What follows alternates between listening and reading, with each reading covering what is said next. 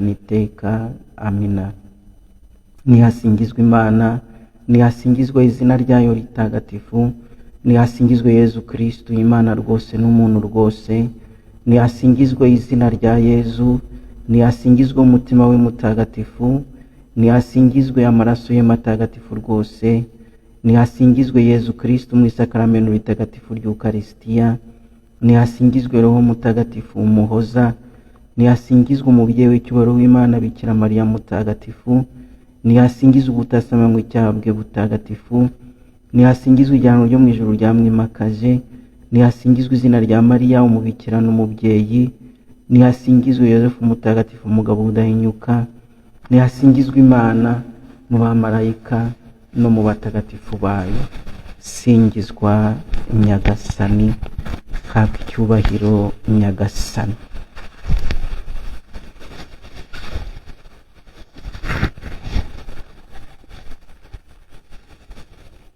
Yesu rero umwami wacu nakundwe, yubahwe, asingizwe ku isi yose, yigarurire imitima yacu y'abatuye iyi si, aganze, atubere umwami, umukiza n'umucunguzi. Nyagasani Yezu nabane namwe, ushobora byose nabahe umugisha, Imana Data na Mwana na Roho Mutagatifu. Gira uti amina. Ndabyemeye rwose, bibe uko nguko, ndabyemeye. Maze rero muvandimwe ugira ibyishimo n'amahoro bya Kristo. Duherekeze Yezu Kristo muri tabernakuro yo muri Kiliziya, ariko wibuke tabernakuro y'umutima wawe. Wowe umuhabwa umenye ko atuye muri wowe, wowe utamuhabwa kubera impamvu zinyuranye, uwo muhabwa kuri Roho wumve ko atagutererana kandi aguha imbaraga kugira ngo uzamuhabwe igihe kigeze. Rero dukunde misa, dukunde guhazwa kenshi kandi neza, dukunde gushengerera nyamuna, niduce ku Kiliziya twegeranye, twihe gahunda muri gahunda zacu, kujya ku Kiliziya ukicara niyo ya minota 15 muri gahunda zacu. Tumenye ni ukuri gukora gahunda yo kunyarukira kuri paruwasi, niba uturanye n'ikigo cy'abihaye Imana, abafite chapelle ujye gushengerera. Ni ukuri muri gahunda zawe mu gihe bigushobokeye ntihakaburemo umwanya wo kujya gushengerera. Ngicyo ikiduhuza, abafite inyota, ngiyi intego yacu. Umuhabwa azaba Uwiteka, uwamumenye mu Ukaristiya azamubera umugabo umuhamya. Ni ukuri nidukomere. Nimara guherekeza Yezu Kristo, ndababwira agakuru gatoya nabonye vuba kabereka Ukaristiya n'imbaraga zayo. Nuko rero nababwira iki? Mukunde Yezu, mumwizirikeho, ntacyo muzamuburana. Aragahora asingizwa rero ubu n'iteka ryose.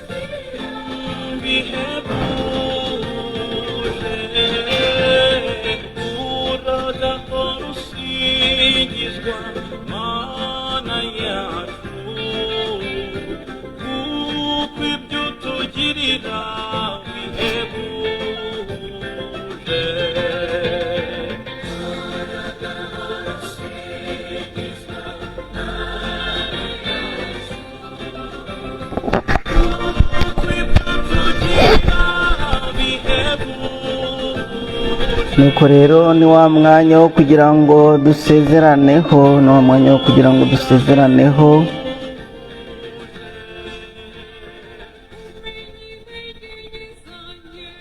Hari n'umupadiri ejo bundi nabonye akavideo keza yarimo yigisha avuga ku mbaraga z'Ukaristiya. yavuze akantu numva kankoze ku mutima kandi nibyo koko.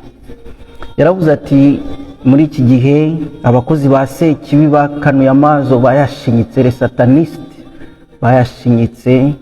Ni ukuri Sekibi yarayashinyitse, yarahagurutse. Nuko akavuga ati muzarebe abo ngabo bose bataka kiliziya, bataka kiliziya. Usanga bashaka kwinjira mu kiliziya kugira ngo bakore profanation, ahari tabernakoro bahangize, muri kiliziya bahangize. Usanga barwana no kugira ngo bahazwe, bibe Eucharistia bayijyane muri bya bindi byabo bya nijoro n'ibiki byose. Usanga ibyo bandika mu myigaragambyo yabo batuka kiliziya gatolika, bagira gute ibyo ngibyo byose muri iki gihe bigezweho. Atusanga bibasiye kiliziya gatolika, usanga ayo bibasira. Bariya bose baza mu misa ugasanga basanze padiri kuri altari bandagaje ibintu gutyo. Ibyo tubona muri ibi bihugu, ibyo tubona aho ngaho hose, abo bantu bose bakorera Sekibi kubera iki bibasira kiliziya gatolika, utababona avec fréquence mu yandi ayo matorero yandi yemera Kristo. Aravuga ati rero Sekibi izi neza n'abayikorera neza, bazi neza aho kuri baza aho kuri bataka tabernakoro kugira ngo bayisenye, kuko bazi uhatuye uwo ari we, bazi uhatuye uwo ari we, bazi uwo duhabwa uwo ari we, bazi ko Yezu Kristo ari muzima mu Eucharistia. Nuko n'umwanzi rero yataka aho ngaho azi, navuga ati ndashaka kumusenyera, ndashaka kumwandagaza, niho ndashaka kwataka umupadiri. Bazi icyo akora, bazi uko ari we ufite uruhare mu kugira ngo Eucharistia ibe ugomba kubayo. Nuko rero avuga ati kuki mukomeza gushidikanya ku Eucharistia, kuki mukomeza gushidikanya? Ibyo nabyo ni ikintu kikwereka imbaraga dufite, imbaraga Yezu Kristo afite mu Eucharistia. Ni ukuvuga ko rero ibyo byose bituma usanga bashaka kurwana no kugira ngo bandagaze, nuko bazi neza uhari uwo ari we, bazi uhari uwo ari we, Yezu arahari. Abanzi be rero barayashinyitse, niyo mpamvu natwe tumurwanira ishyaka. Niyo mpamvu mu Gatolika ashaka guhazwa neza, ugakora ku buryo nta muntu ushobora kuza yitwaje guhazwa ngo abe yakwiba Eucharistia inyurane inyuma yijyane muri ayo manjwe yabo, kwipfusha ubusa, kuko bazi neza uwo ari we. Urumva, iyo tuvuze ngo uhazwe neza ni ukugira ngo turinde ibyo ngibyo byose bituma Yezu Kristo asuzugurwa, yandagazwa. Igitambo cya misa, duturi igitambo cya misa duhari rwose, turimo rwose, twumva ko duhari umubiri, roho n'ukuri. Urumva, tumuhabwe rwose, tumuhabwe neza rwose, umuhabwe, ntihagira akantu na kamwe gashobora gutakara. Kiliziya Gatolika itwigisha ko tugomba guhazwa ku rurimi, tukamuhabwa ku rurimi twitonze. Ariko ikanemera yuko igihe ibihugu bimwe na bimwe abasenyeri babitangiye uburenganzira, babyemeye, bashobora guhazwa mu ntoki, ariko ubundi guhabwa Eucharistia tumuhabwa ku rurimi, tumuhabwa ku rurimi, nibwo buryo bwa mbere. Urumva, icyubahiro akwiye aragikwiye, ukamugera imbere, ukunama, ukegera, ukamuhabwa rwose, pfukamye ukamuhabwa rwose. Noneho no kumuhabwa ku ntoki ukaba ari uburyo igihe Conference Episcopale yavuze iti nabyo icyo gihe ikabyemera, tukamuhabwa rwose. Ariko nyamuntu ukirinda ukamuhabwa ukubiganza, ukamenya yuko nimuhawe kubiganza nta kantu gasigara, kuko akamanya kariko kose Yezu Kristo arimo ni muzima.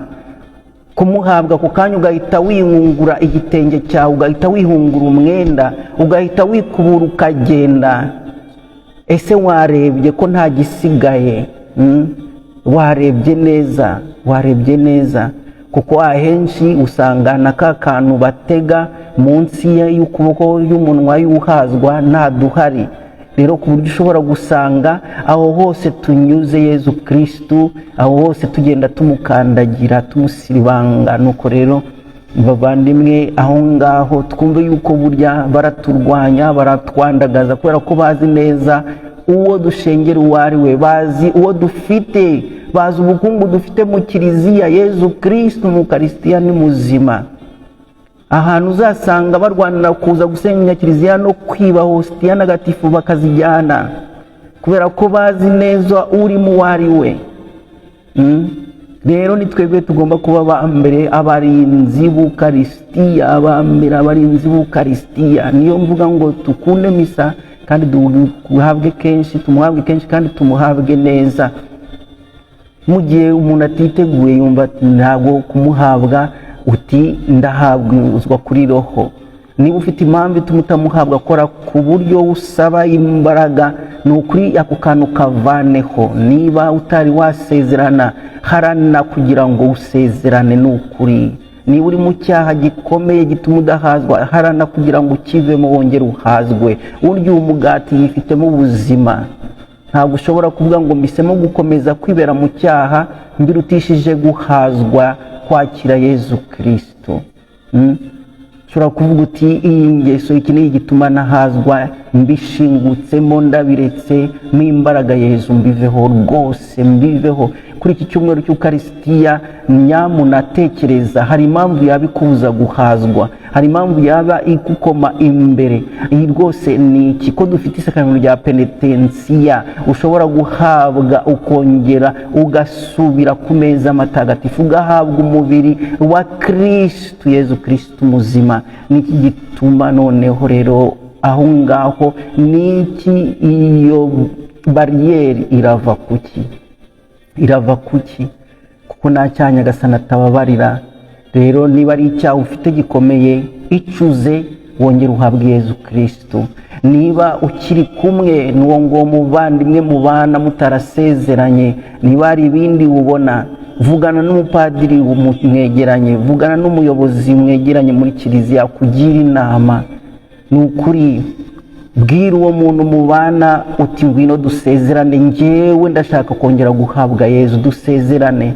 Niba mufite ikibazo mugomba gukemura, mwegera abapadiri babagira inama, mumenye inzira mugomba kunyuramo kugira ngo muhabwe Yezu Kristo. Ugira inyota yo guhabwa Yezu Kristo, babazwa nuko udahabwa Yezu Kristo. Ni ukuri icyo kintu uyu munsi ukizirikane. Amaze kubivuga narabitekereje, kuko nsanga ari twebwe, ariyo kiliziya iri atake, ariko ni ukubera ko dufitemo ushobora byose. Ukaristiya barayihiga, bashaka kuyandagaza kubera ko bazi neza urimo uwo ari we. Nuko rero muvandimwe, nicyo nagira ngo nkuganirize n'ibindi umuntu agenda gahoro gahoro tugenda tubiganira. Ariko niba twamenya ngo ubukungu dufite muri kiliziya, ni ukuri ntawajya kwirukanka ashakisha igitangaza hana, igitangaza hariya. Nta gitangaza cyaruta icy'Imana yigira umugati kugira ngo ubeho. Barakubeshye burya abantu, ignorance irica, ignorance iraturoha, ibigurumana byose biradukurura. Ni ukuri jya ureba, wumve aho uri. N'umuntu uzakugisha inama uzamubwira uti ndashyitse aha nicaye, nibyo Yezu Kristo arahari, ni muzima. Ngiye gushengerera kuri iyi saha, ntabwo mboneka, ngiye gushengerera. Namuhaye isaha, namuhaye iminota 30, ndabanza njye gushengerera. Abafite inyota rero nguwo umugambi. Nimwemere tuba abarinzi b'Ukaristiya, nimwemere tuba abarinzi, tube ingabo, tube intumwa z'Ukaristiya. Ni ukuri maze Yezu Kristo wakundwe, yubahwe, maze asingizwe na bose muri iyi si dutuyemo, mu miryango yacu, mu bihugu byacu. Ntuzagira isoni zo kuvuga ko Yezu Kristo ari mu Ukaristiya, ariko nanone ntuzahazwe kubera isoni uvuga ngo ninajya guhazwa baravuga ngo iki, baribaza impamvu nagiye guhazwa. Aho guhazwa mu mutima wawe ufite ikintu kiremereye, icyo cyaha gikomeye, ubana n'uwo nguwo mu buryo butari mu nzira Nyagasani yemera, kugira ngo abantu babibone. Aho ngaho rero nibyo Pawulo avuga ngo uragowe. Hoya, ubaha Yezu nawe wiyubahe muvandimwe, kandi gira inama mugenzi wawe, ntabwo muzabipfa. Muhamagara umuganirize uti ko mbona ujya guhazwa 1, 2, 3 kandi uri muri situwasiyo n'iyi bimeze bite, noneho umugire inama unamuyobore ku bashobora kumufasha. Ni ukuri abayobozi ba kiliziya babereyeho kubayobora no kubafasha. Ni ukuri ibyo bintu tuve mu bujiji maze dusobanuze, natwe dusobanukirwe. Nyagasani azishima, ingabire ze mu Ukarisitiya zizarushaho kudusendereza no kudusesekaraho. Nuko rero uragahora usingizwa Nyagasani Mana yacu, kuko ibyo dukorera birahebuje. Niba rero ngewe icyo ari cyo cyose wakimbaza hano cyangwa se kuri WhatsApp, aho wagira ingorane, aho washidikanya, nagusobanurira. Wenda ufite uko wumva ibintu cyangwa wabyigishijwe, ukambaza aho kugira ngo witeranye na Yezu Kristu. Yezu Kristu ahora agukunda, ahora akuzirikana, ahora ashaka kukwereka inzira y'umukiro. Nicyo tubereyeho. Ni ukuri ntuzashidikanye, mu gihe nsanze hari aho nakuyobora nagufasha. Urumva ibyo mvuga nuko mbyemera kandi nuko nzi nawe wabikenera. Nuko rero muvandimwe uragahora usingizwa Mana yacu. Nuko rero ngaho nimureke dusezeraneho.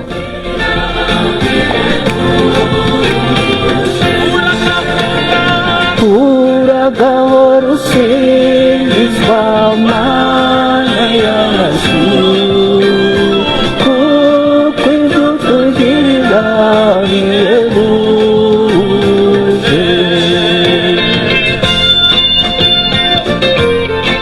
Nawe rero vuga ngo ibyo dukorera birahebuje, nawe vuga ngo ibyo dukorera birahebuje. Nyagasani uragahora usingizwa Mana yacu, ibyo dukorera birahebuje, cyane cyane wemeye ko twiha mu isakaramentu ry'Ukarisitiya.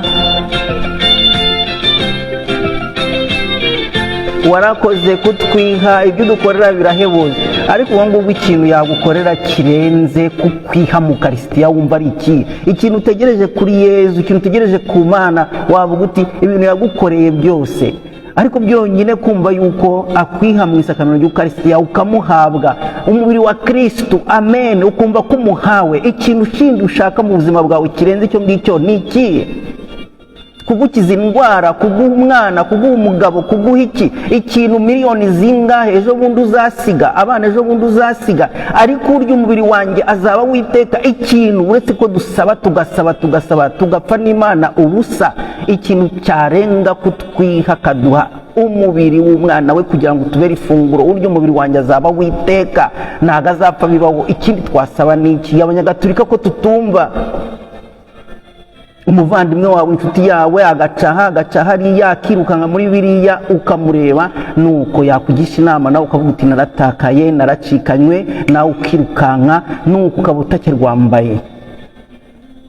Hoya, niba urimo bamo koko, niba ushengerera koko, uzaba ureba imbaraga uzavana mu gushengerera, uzareba ubushishozi uzavana mu gushengerera, uzareba ukuntu uzavana mu gushengerera. Ibisobanuro Nyagasani ubwo azagenda akwigishiriza, agusobanurira gahoro gahoro, ni uzakwereka inzira ugomba kunyuraho n'inzira ugomba gufasha abandi kunyuramo. Ni ukuri ibyo dusaba Imana birenze ibyo yakoze tutayibisabye. Kugira ngo yigire umuntu ntabwo twayisabye, kugira ngo yigire umugati ntabwo twayisabye, kugira ngo ipfire ku musaraba ntabwo twayisabye. Ibintu twumva itakora niki Abanyagatulika tutumva. Twirirwa twirukanka dushakisha iby'amaramuko kuri roho, iby'amaramuko niki. Umugana avuga ati muryango wanjye nagutwaye iki? Cyo nagukoreye niki? Mbwira ngaho nsubiza. Wowe uri hano wasigaye ahangaha turacyari 60. Niki kintu gituma wumva utanyuzwe n'urukundo rw'Imana? Niki koko? Ufite Ukarisitiya, uhabwa Ukarisitiya, ahubwo reba igituma utamuhabwa, reba igituma umujya kure, maze icyo ngicyo uyu munsi uhitemo, ufate umugambi uvuga uti iki kintu kimbuza guhabwa Yezu ndagisezereye, ndagihagaritse, nibishoboka.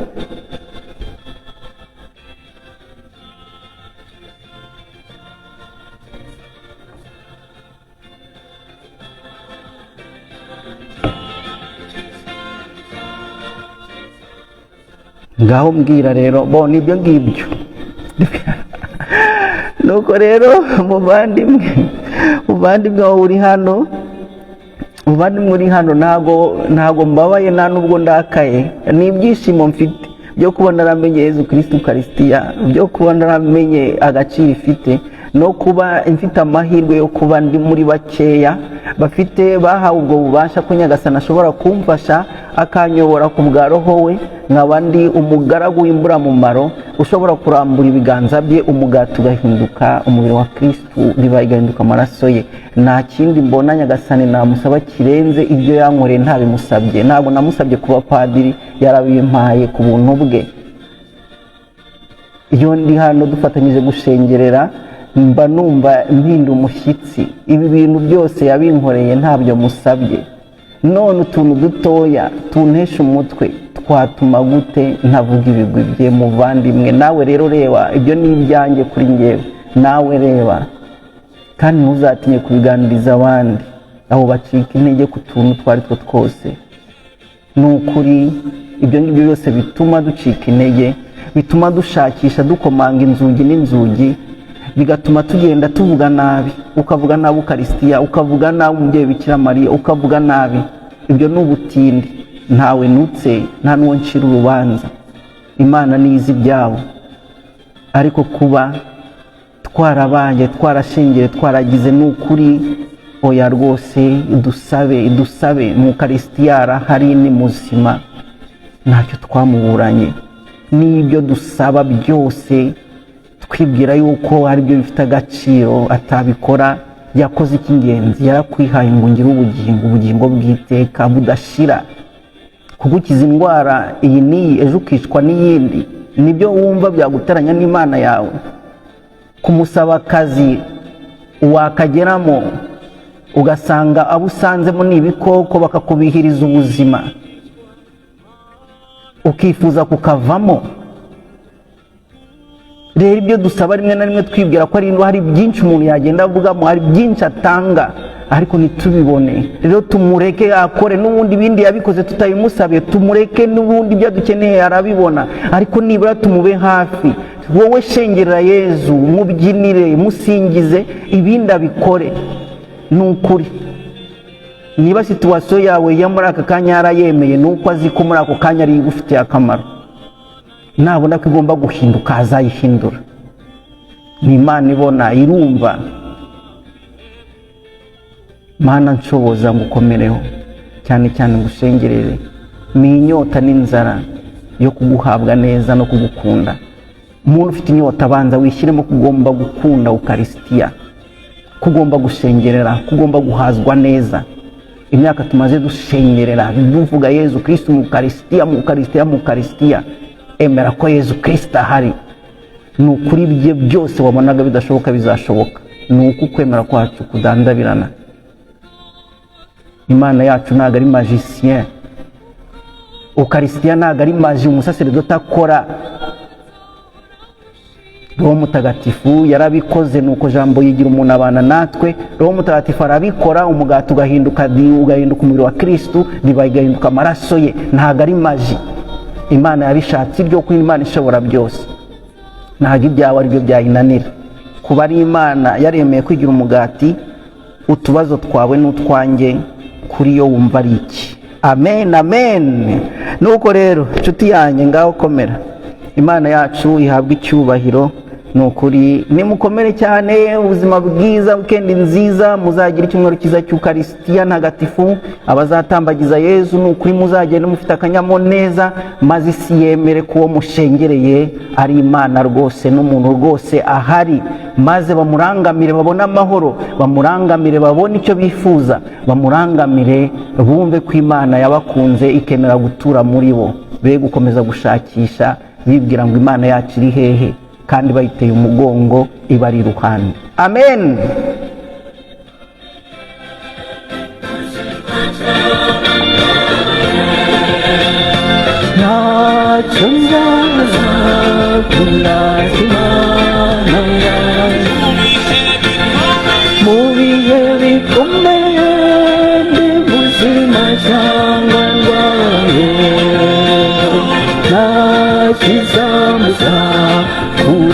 Imana yawe